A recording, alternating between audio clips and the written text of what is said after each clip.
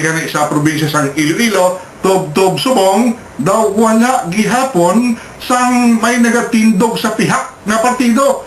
Dara sa Lakas Kampi, maski na nga nagtingob na ang duha ka mga partido sa idalom iya sang Arroyo Administration, Tubtob Subong.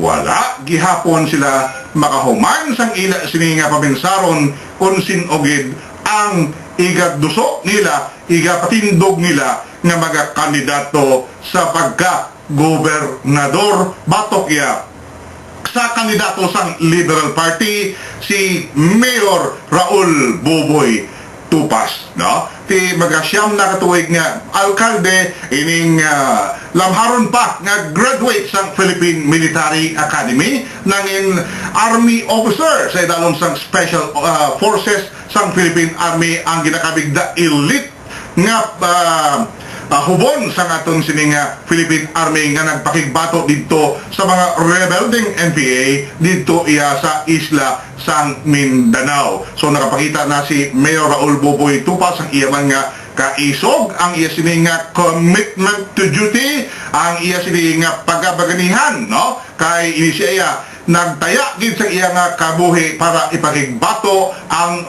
Republika sang Pilipinas batok sa mga kasumpong sini, ilabi na sa sining mga rebelding NPA, kag tungod man nga dati kaya niya nga may pinansya na tuwig nga pagpangalagad dito sa Mindanao, ti amo tong nag-decide ini siya ilabinigid sang magpapili na sang gobernador ang iya amay nga si Governor Neil Tupas, si Mayor Raul Boboy Tupas, anay kapitan sang Special Forces sang Philippine Army, graduate sang Philippine Military Academy. Subong iya nakapahayag na siya nga siya nakahanda na, ready na nga magpapili bilang gobernador. Pero sa pihak iya daw wala gihapon, wala gihapon sila makapamatod. Sinogid bala si Congressman kag Majority Floor Leader Arthur Defensor bala, kay ini siya nakaagiman bilang gobernador sa sunod sang siyam katuig,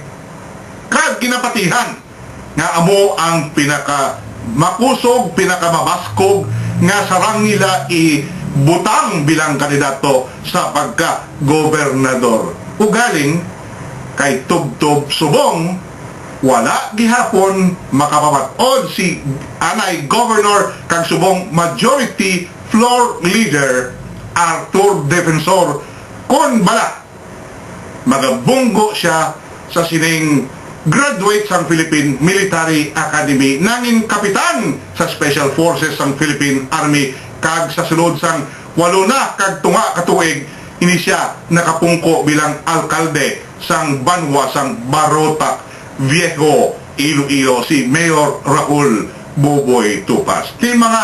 May mga makusog nga mga sinabilanon mga kauturan gikan sa pihak na kampo nga si Congressman Arthur Defensor piho nga hindi na magapapili bilang gobernador. Nga kay bangod man nga may ginabatsyag ini nga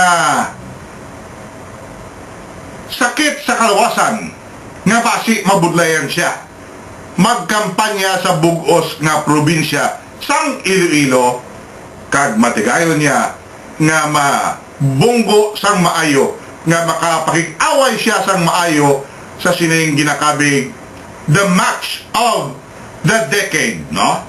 Amo ini siguro ang pinakadako nga sambuwa sa politika diri sa probinsya sang Iloilo kon matabo nga si Congressman Arthur Defensor Gidman ang ila igaduso bilang kandidato sa pagka-gobernador. O galing managtapos na ang